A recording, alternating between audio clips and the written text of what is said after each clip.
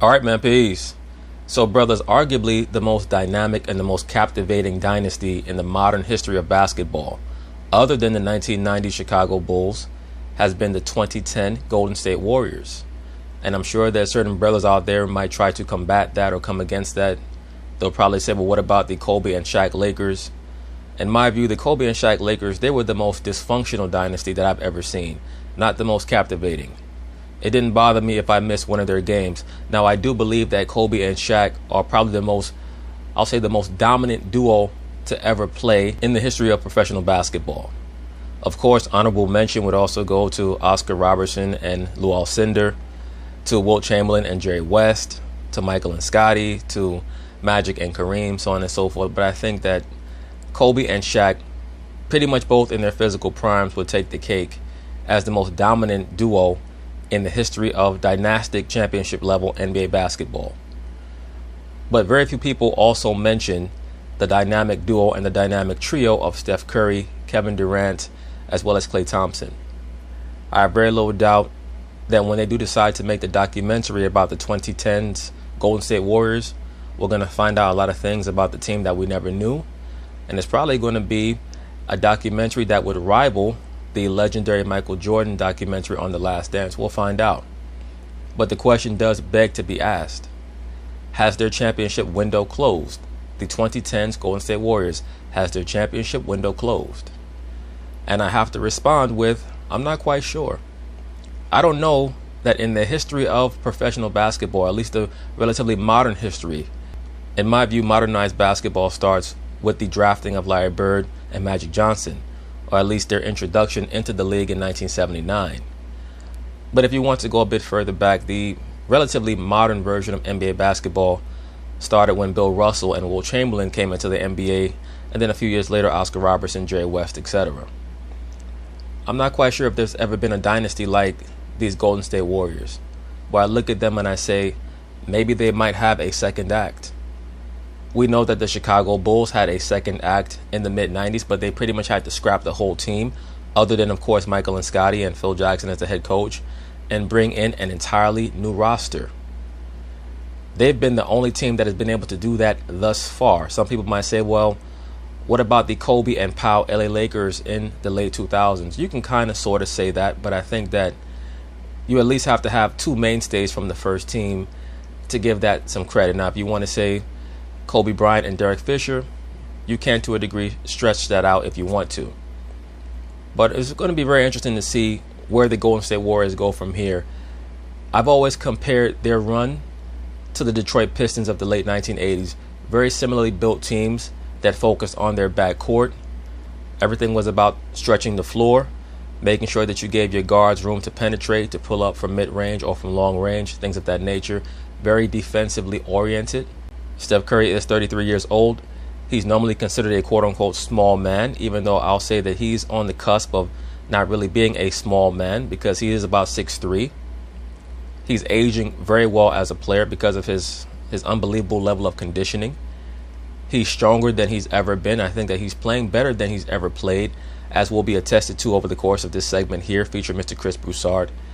I've watched many of the Golden State Warrior games over the course of this season, and I have to concur that, in my view, Steph Curry he's hit that sweet spot in his career where his physique and his mental are both at their pinnacle. And because he was never a dominant or an explosive athlete, it's even easier for him to maintain this peak for a few years, assuming that he does not sustain injury and his minutes are monitored. But in my view, the year that he's having this year, the season that he's having this year, has been every bit as dominant as the year that he had in 2016. Because he has no one to assist him in stretching the floor. His name really should be bandied about more in the MVP conversation, especially if they make the playoffs. Because when you look at the rest of that team, they literally have no other scorers on that squad. The second best scorer on the team is Andrew Wiggins. So to answer the question, do I think that the Golden State Warriors have an opportunity to have a reinvention, a reincarnation per se, or a renaissance? It's possible, but they're going to have to either sign a big name free agent, I'm not quite sure what their cap situation is, or they're going to have to trade for a major player. From what I understand, there are some talks being bandied about where they might consider packaging James Wiseman to the Minnesota Timberwolves for Karl Anthony Towns. We'll see. We'll see. If they can get him, bring back a relatively fully healthy Klay Thompson, have a Draymond Green, have a couple of two-way, wings like they currently have in Oubre and Wiggins, and keep them on the squad, they might have a chance. They might have a chance, but we'll see. So anyway, they're going to talk about it. I'm going to chime in. Anyway, let's move to the NBA, where the Warriors have been getting blown out recently, and Steph Curry is over. I saw this shit. This was Steph trying to channel Michael Jordan. He's another one of those guys who talks about when he watched the documentary The Last Dance, that it really impacted him and that he starts to take things more personally now. We saw that when he gave Dame Lillard 62 points earlier this season. But I've never seen this. In the 10 or 11 years that Steph Curry has been in the NBA, I've never seen him spaz out on his team like this. And in my view, it was very obvious to me that he understands, and he also understands that they don't understand that you cannot take any nights off in the NBA. And they happen to have been in LA. I think they were getting blown out by the Clippers in this game. And they also went on to get blown out by the Lakers. It's very clear, very obvious to me that Los Angeles took away the legs of many of their younger players who were out there on the town. After Monday's loss to the shorthanded Lakers, Steph also let the record show that the NBA scheduled the Golden State Warriors to play the Utah Jazz, the team with the best record in the National Basketball Association, on Sunday afternoon, and then to follow that up the night after, they get to play the world champion LA Lakers. So it's very obvious that the quote-unquote fix is in on the Golden State Warriors, that the NBA is done with them. So can the Golden State Warriors overcome the overarching script of the NBA? We'll see. Team needs to develop a winning attitude and have some pride. Yeah. He added, quote, "We got to get sick of getting blown out because that's embarrassing." Okay. Got to bring in Fox NBA analyst Chris Broussard. What up, Bruce? Bacho, let's start with you. Has Steph's championship window closed with the Warriors? Fortunately, it has. And your boy's a big Steph fan, been a big Steph fan for years now. But here's the problem, Sel. We all look at Steph Curry like, oh, wait, Steph hasn't regressed. Steph's still putting up 29, 6, and 5. That's the same stats he was putting up his MVP years, 36 and 5. Steph hasn't regressed. But y'all got to look beneath the surface. What they say about the iceberg, Marcellus, 90% lies underneath the water. You only see the tip of the iceberg. I'm looking at guys like Draymond Green. I'm looking at guys like Draymond who back when the Warriors were going to 5 straight, when they was winning the chips as well, Draymond was giving you 14, 11, 8, 12, 10, 9, 11, 9, and 9. What's Draymond giving you this year? Don't say 8, 6, and 6. Now, I understand. Well, you also have to understand that it's a bit different when you're passing to Kevin Durant and Klay Thompson as opposed to passing to Kelly Oubre and Andrew Wiggins. That is going to take about 2 to 3 assists away from you per game. Draymond's been fine. I'm not concerned about Draymond, even though he's a bit long in the tooth for the style of basketball that he plays. He plays in a very bruising style, and he does lead the team offensively when it comes to initiating the offense. So he's someone to watch, but I'm not concerned about him. The real concern with the Golden State Warriors is going to be whether or not they can acquire a top-notch free agent or if they can make a major trade that can regalvanize the team. Because Curry's going to be fine as long as he does not get hurt.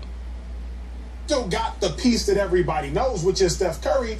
But let's not act like Klay Thompson didn't once give us 60 points on 11 dribbles. I don't know if Klay Thompson's going to come back and revert to his old ways after tearing an ACL, tearing an Achilles. And Draymond, we already know his best days are behind him. Is Steph Curry still cooking? Absolutely. But will it take much more than just Steph Curry cooking for the Warriors to go back to their championship ways? Beyond a shadow of a doubt. And lastly, the West is a different beast now than it was. Right, but you can't tell me, at least you can't preface your statements trying to imply that there's something lying underneath the surface involving Steph Curry, and then list a bunch of reasons why the Warriors are not going to be able to compete for a championship again and not cite Steph Curry. So you pretty much dangle something out there for the people, for the listeners, for the viewers that you knew had no substance. Now you're talking about everything else. In regards to the Western Conference is not any stronger today than it was back when the Warriors were winning championships. The Lakers with LeBron and AD are no better than that Rockets team was back in 2018 with James Harden and Chris Paul. Clippers was what? Lob City back then. Now the Clippers got Kawhi. The Lakers were still trying to figure their things out in NBA purgatory. Now the Lakers got LeBron. Back when the Warriors were winning their chips, they really were going through the Blazers, the Jazz, the Rockets, the Spurs, the Rockets. It's a different type of beast in the West nowadays. I think the best days for the Warriors behind them. Wow. Acho, how wrong you are, my man. First of all, I do remember in Oklahoma City out there, too, with Kevin Durant, Russell Westbrook. Ding. That the old Warriors went through. But I'm glad you didn't diss Steph, because I think Steph Curry is probably better than ever. Absolutely, I agree. I've watched many of their games, and I've never seen him look so strong overall, particularly in his lower body. Stronger than he's ever been. Agreed. I don't know that in his prime, in the beginning of their dynasty, or even at any point in their dynasty, he could have done this. Averaged 29 points on efficient shooting from the three and the field overall when they double and triple teaming him. Agreed. You know, you don't have Kevin Durant to worry about anymore. You don't have Klay Thompson to worry about anymore. The defense is solely focused on Steph, and he's playing as great as ever. So he has not regressed at all. You mentioned Draymond. Draymond is actually playing well. You can't just look at the numbers with Draymond. Don't do that, He's giving you 8.5 assists a game, which is a career high. And here's what you need to look at. And on top of that, he's still sacrificing his body on defense.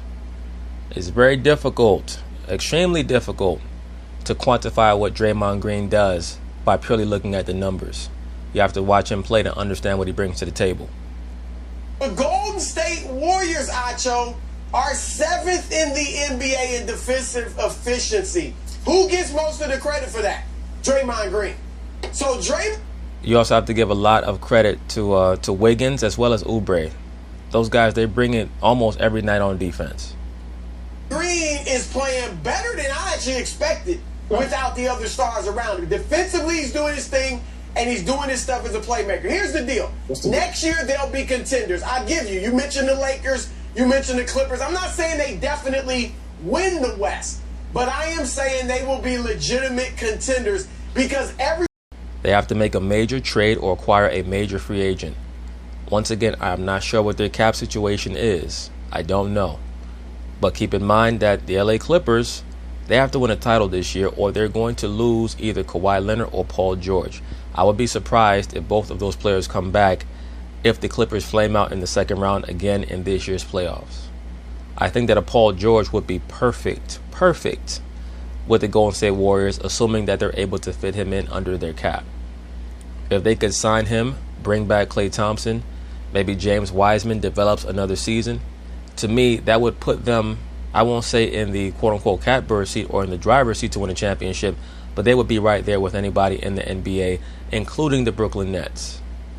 Either that, or they might have to package, as I stated earlier in the video, they might have to consider packaging James Wiseman in a trade to bring back Karl Anthony Towns and hope that near the end of next season, Klay Thompson starts to pick up his old form. Move down a notch once you get Klay back. So Steph's the number one guy. Klay's the number two guy, giving you 20 points a game. Now Andrew Wiggins, who's second right now, he drops to the third scorer. That's a nice 17-point third scorer. And probably your fourth or fifth best player. He's actually playing the best defense of his career. James Wiseman, love him. Absolutely love him. Giving me 11.6 boards. Great defense, athletic, can shoot, actually shoots the ball fairly well for a 7-footer. He's going to be much better next season. He has a lot to work on, though. He has to work on his footwork in the low post. He has to work on his jump hook. He has to work on his up and under move. He has to work on his lower body strength, but he does have a lot of potential. They'll be contenders for sure. I'm not guaranteeing they'll win the West, but they will be contenders. Last thing I'll say in this segment, they are what this year is about and why Steph went off. We got to stop getting used to losing and all that. They are all about teaching these guys how to play Warriors basketball. Absolutely, and that's been the toughest goal over the course of this season. The way that they started this year, I thought that it was going to be another shit show like last year was. But to Steph Curry and Draymond Green's credit, they pretty much have grabbed those young dudes by the nose and forced them along. Their record is 20-20 right now.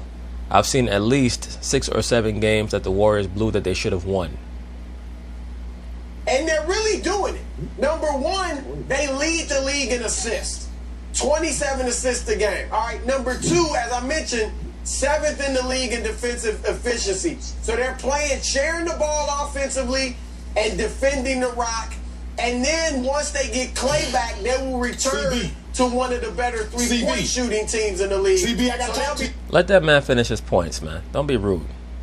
Broussard, for once in his life, is making real points. Let him go. CB, I got to talk to you, CB. All we got. Because, CB, here's the thing, bro.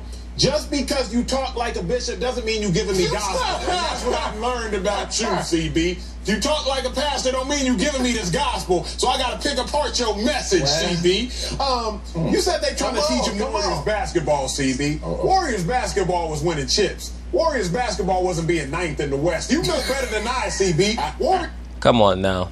Statements like that would definitely corroborate the notion that you should not be talking basketball.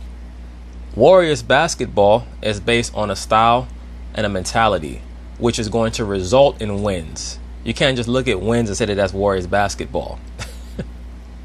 Basketball wasn't being like the 18th best team in the NBA. Warriors basketball is being the first best team in the NBA. But I think the biggest flaw. But they don't have the talent yet. And that's we know that, but I'm talking about the way you play the game. That's all I'm saying. Fair, but my point is this. I can't bank, and because I've come back from injuries, never an ACL, let alone an ACL backdoored with an Achilles, I can't make the same assumption that you want to make, which is Klay Thompson will return to form. You know how the kinetic chain works, and if not, Dr. Wiley will definitely educate us on the kinetic chain. I love that. I can't make that same assumption you trying to make, CB, that a 2-year older Klay Thompson, 2 years removed from ball with 2 major injuries, like worse than hearing SAT, the 3 letters you want to hear worse than that is ACL. So coming back from them type of injuries, I can't make the same assumption you want to make that they will return to form. That's where I differ with you, CB. I will say this, though. I don't think that Klay Thompson will be as heavily impacted by the ACL as well as the Achilles tear as a player like a Kyrie Irving would, should something like that happen to him, or James Harden. Because Klay Thompson's game has never been predicated on explosiveness. Now, he will have to have continuous motion, and he's going to need to be relatively explosive on defense to guard his man, but I would suspect that when he does come back, he's no longer going to be assigned to the opposing team's best offensive player. I would suspect that he'll probably start guarding 3s once he comes back, or even 4s because of his size. So, the days of Klay Thompson trying to chase around Kyrie Irving and Dame Lillard, in my view, those days are pretty much gone. And that's why you need a player like a Kelly Oubre or a Wiggins to maintain their defensive mentality on that team. But I understand why Acho is saying what he's saying. B, let me referee this. Oh, no, go ahead. I'll give you that. I can tell. Sorry, Bishop. I know Dr. Wiley's about to hit us, but I'll give you that. If Klay's not back close to what he was, 95% of what he was, then you're right. Then they're not going to win another championship or come close. But if I'm assuming you're right that Klay is 90-something% of what he used to be, they will contend. Once again, the team that many other people, not just myself, but others as well, like to correlate the 2010s Warriors with tends to be the late 1980s Pistons, and that's because their style was very similar. Well, when the Pistons finally fell off, they were done. Isaiah Thomas also tore his Achilles, but that was in the last year of his career when they pretty much had acquiesced and accepted the fact that they were over. The Warriors seem to still have a little bit of pep in their step. But the Pistons were pretty much done. The Lambeers, the Rodmans, the Vinnie Johnsons, they pretty much waved the white flag. Rodman, he left for San Antonio, and Lambeer got into a fist fight with Isaiah Thomas. He ended up retiring, I think, in '93. The only player who stayed behind was the one player on their squad that had any class whatsoever, that being Joe Dumars. So will the same fate befall the Golden State Warriors? We'll see. If they only have Klay Thompson returning to their team next year, I could see a similar slope for the Golden State Warriors, particularly if, God forbid, something happens with Stephen Curry involving an injury. I hope that it doesn't. I hope that their team path is different. But they are either going to have to make a major trade or sign a major free agent in order to compete on a league scale yet again, because they still have the most dangerous and explosive weapon in the NBA in Stephen Curry. No doubt about it. The way that he can score is unlike any other player in the league. Even Dame Lillard cannot score like a Stephen Curry when Curry starts to ignite. Yeah, I didn't want to interrupt you. Sorry, Bishop. But Clay coming back or not, no one knows. But Cud caught a Derrick Rose with a KD. I mean, the ankle, the Achilles with an ACL. We'll see. But right, but that's to my point. When you watch Klay Thompson play, he plays nothing like a Derrick Rose. So that affected Derrick Rose. The reason why it's taken Derrick Rose so long to bounce back, or why it took him so long to bounce back, is because he had to accept that he could not be the NBA's version of Barry Sanders anymore. KD has pretty much been, an outlier. But that's due to the fact that even he, with the fact that he loves to dribble to set up his shot so much, his steps are so long, his strides are so long, his crossover is so long, he does not need to take as many steps as a Derrick Rose or someone else who has to be more explosive, like a Russell Westbrook or what have you.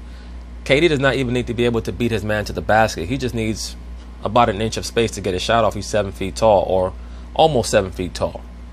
So it's different. But Klay Thompson is going to be more about, will he be able to put distance between himself and his man running off of those screens on the baseline? First thing I want to do is answer the question.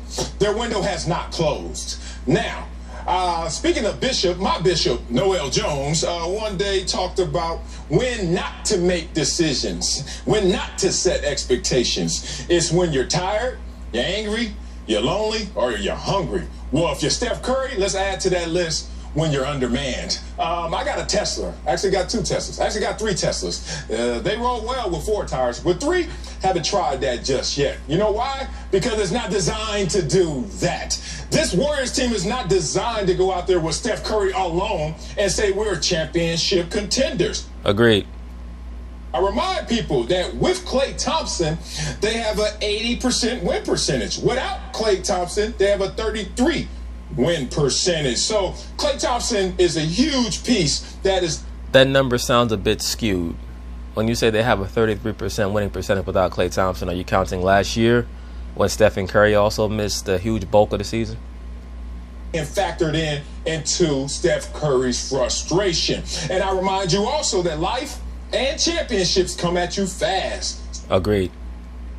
In the NBA, Lakers last year won with a first-year head coach for the Lakers and with a first-year co-star with the Los Angeles Lakers and AD. This year, one of the favorites, if not the favorite, the Brooklyn Nets. First-year head coach in terms of being in the NBA as a head coach on the sideline, Steve Nash, with a newly constructed team in his first year together. And a lot of people are thinking that team can win it all. So Steph Curry right now, I get it. You're undermanned. You're frustrated. You're angry. You're lonely. You're hungry. You're tired. But don't look at this team forward and thinking that it's going to be the same. But fellas. Well, I think that the reason why Stephen Curry did what he did, the method to his madness, is that even though all those guys on the team right now might not necessarily be on the team next year, they could be. And whether you're the star of the team, the superstar of the team, or the 13th man, you have to have a championship mentality. You can't just give up once you get down 15 in the second quarter. I think he saw some things that he did not like and realized that he had to make a show of himself and of his squad in order to implore them to understand, look, just because I'm a calm dude does not mean that I'm going to allow you niggas to infect my team with a loser mentality. Not ignore the biggest fact of sports, which is athleticism is a depreciating asset. True. Help. Right, but the NBA is not just about athleticism, and people say this a lot. They mistake the NBA for the Olympics a lot of times because you have some outstanding athletic performers. You have guys who can leap far and high and have tremendous fast twitch muscle fibers and all those things. But the fact of the matter is that you have great players who are fun to watch, like a Kyrie Irving or Russell Westbrook, who can jump out the gym, a Kyrie Irving who can change directions like Barry Sanders could back in the day. But you also have a Nikola Jokic who can dominate basketball games and have almost no fast twitch muscle fibers whatsoever. The NBA is a skill game more than anything else. It is about skills more than it is about athleticism. And the Warriors don't play leading with their athleticism. They never have. So that's not a real problem for me as long as they're in condition, and they're always well conditioned. They have about 3 years left with Draymond and Steph at this level, barring injury. A depreciating asset. CB sell, like, how are we going to ignore the fact that when the Warriors were winning their chips? And that's assuming that Stephen Curry decides to stay with the team, because he is a free agent, I believe, after this year. Not after this year, I should say, after next season. He was 23, Steph was 26, Draymond was 25. Now Steph is 31, Draymond is 30, and Klay is 28 going on. Well, no, Steph just turned 33 the other day. So I don't think that he was 26 when they won their first chip. I think that he was, I believe it was 27. Like all these cats that we're hoping will be back. Remember, Steph Curry played 5 games last year. Klay Thompson has been hurt 2 consecutive years. Draymond has now been battling injury the previous 2 years. Like, they're getting older. It's not a coincidence that they are getting hurt. So and they've always been a team that was kind of light in the ass. That's why the correlation between them and the Detroit Pistons of the mid to late 80s is very appropriate, because the Detroit Pistons were a team that beat you with a strong mind, a strong will, high skill level. And they utilized a lot of tactics that, might be associated with guerrilla warfare. They didn't want to necessarily, attack you or fight you face to face. They wanted to use a lot of misdirection tactics, intimidate you with strategically dirty play, things of that sort. The Warriors, they're not strategically dirty. They just like to use misdirection as well. But if you want to go there, one can also say that Draymond Green does bring a little bit of that bad boy mentality to their squad. In this hypothetical situation where in this utopian society in the Bay where Klay and Steph and Draymond are all healthy, then they will be dominant. Well, yeah, but that's just not realistic, because what happens when you get older?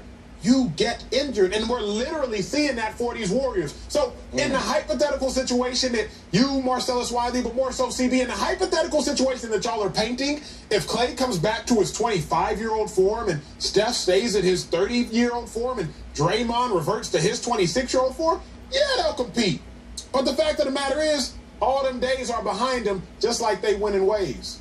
Hey, look, man. I'm not chasing Steph Curry's frustrations, because just on Sunday, they beat Utah, which is the team with the best record in the NBA. So that might have been their best game of the season when it comes to how they played from start to finish. Now you have some disappointing losses. Oh, you forgot about y'all just beating the best team in the NBA by record? So you got to have patience, young Jedi, old Jedi. If you're talking about a 33-year-old Steph Curry, wait till you have all 4 damn tires on the car before you go out there and talk about what you're going to do. Until then, show some patience and teach these boys how to win. Speaking of hoops. But anyway, that's basically it on that, brothers. We'll see how things go for Stephen Curry and the Golden State Warriors. So peace.